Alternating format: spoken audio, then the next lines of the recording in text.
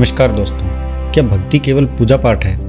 क्या यह कोई कर्मकांड है या फिर ईश्वर के प्रति गहरा प्रेम या पूर्ण समर्पण है? आज हम समझेंगे भक्ति के लक्षण, उसके कितने प्रकार हैं और कैसे भक्ति हमें ईश्वर के निकट ले जा सकती है। नारद भक्ति सूत्र में कहा गया है, भगवान के प्रति उत्कट प्रेम ही भक्ति है।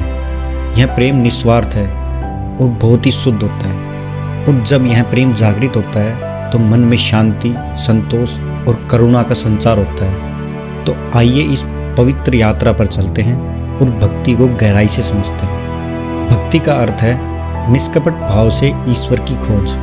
यह केवल कर्मकांड या जप और तप तक सीमित नहीं है, बल्कि यह ईश्वर के प्रति सच्चा प्रेम और पूर्ण समर्पण है। भगवान श्री कृष्ण ने भगवद गीता के 9वें अध्याय के 12वें श्लोक में कहा है, जो मेरे प्रेम में लीन होता है, मैं स्वयं उसकी रक्षा करता हूँ और उसके सभी कार्यों का भार उठाता हूँ। यानी भक्ति का आधार विश्वास और प्रेम है, न केवल अनुष्ठान। संत मीराबाई ने अपने आराध्य भगवान श्री कृष्ण के लिए अपना राजमहल त्याग दिया था।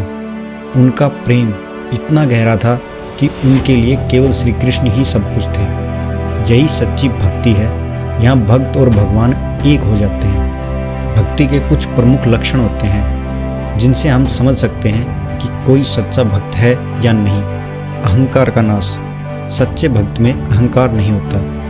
वह अपने धर्म, जाति और समाज से ऊपर उठकर केवल ईश्वर को देखता है। संत कबीरदास कहते हैं, जब मैं था तब हरि नहीं, अब हरि है मैं नहीं। यानी जब अहंकार था तो ईश्वर नहीं दिखे, लेकिन जब अहंकार मिटा तो केवल ईश्वर ही दिखे। प्रेम और करुणा। सच्चा भक्त सबसे प्रेम करता है क्योंकि वह हर जीव में ईश्वर को देखता है। संत तुकाराम ने कहा था, जो प्रेम से भरे हैं वे ही सच्चे भक्त हैं। सांसारिक इच्छाओं से मुक्ति।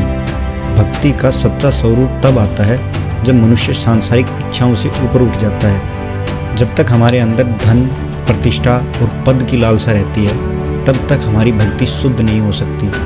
गोस्वामी तुलसीदास, जिन्होंने अपना पूर्ण जीवन श्री राम की भक्ति में लगा दिया। भक्ति कितने प्रकार की हो सकती है? भक्ति के दो मुख्य प्रकार होते हैं। एक होती है गौण भक्ति, जिसे आरंभिक अवस्था भी कहते हैं। यह भक्ति कर्मकांड, पूजा पाठ, अनुष्ठान से शुरू होती है। यहाँ भक्त भगवान से कुछ पाने की इच्छा रखता है। जैसे द्रौपदी ने भगवान श्री कृष्ण को संकट में पुकारा, यह भी भक्ति है, लेकिन इच्छा से जुड़ी हुई। पराभक्ति अर्थात पूर्ण समर्पण।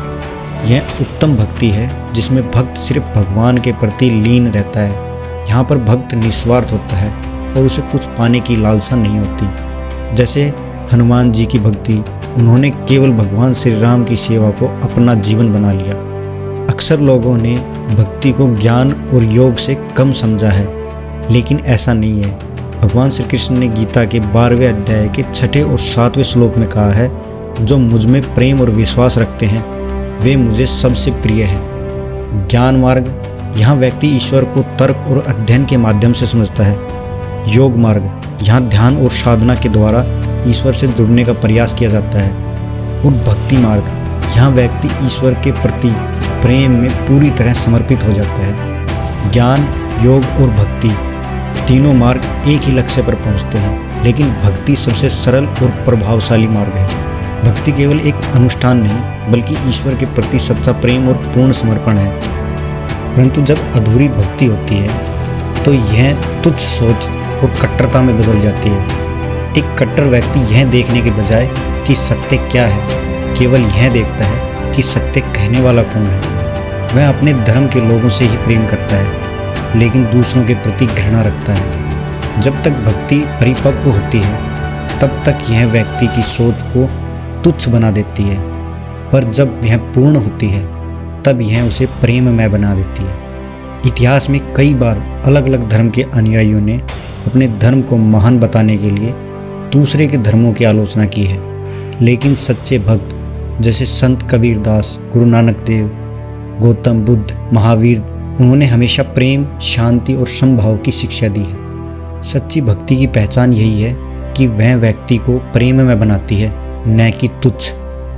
अगर आप भी भक्ति के इस दिव्य मार्ग पर चलना चाहते हैं तो प्रेम और दया का अभ्यास करें। अहंकार छोड़ें और सभी में ईश्वर को देखें। ईश्वर पर पूरा विश्वास रखें और उनकी शरण ग्रहण करें। प्रेम ही भक्ति है और भक्ति ही मोक्ष का मार्ग है।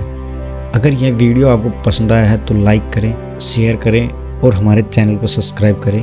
हरि ओम। जय श्री कृष्ण, जय श्री राम। वीडियो को पूरा देखने के लिए आप सभी का बहुत बहुत धन्यवाद। जय हिंद।